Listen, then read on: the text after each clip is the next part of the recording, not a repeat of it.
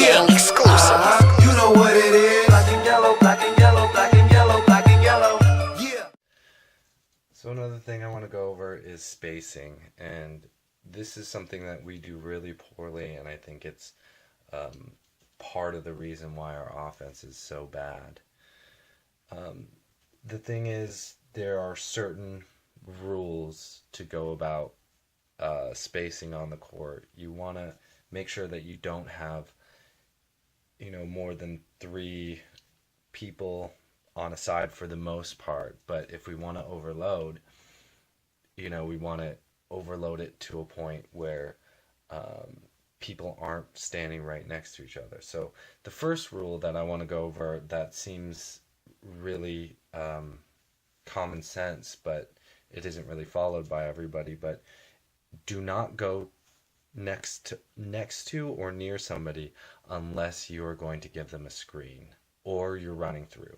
Those are the only times you can go next to somebody on offense, or you're going to try and tell somebody, I guess. But don't just go next to somebody and camp out.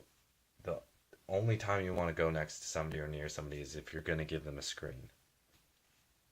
The second thing too is when somebody's trying to post up, like the 5, let's say he's trying to post up here, let's not come over here and kind of, sit around this guy or go close. What you want to do is if this guy is posting up and you want to overload that side, which you can, but I would suggest even staying weak side, or if your defender is coming through even, if your defender is coming over help side, then that's the time you want to roll through.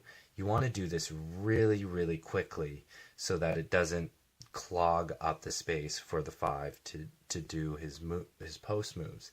You don't want to stop in the mid-range. You want to continue out and get to that 3-point corner and really, have the maximum spacing between here and here and here.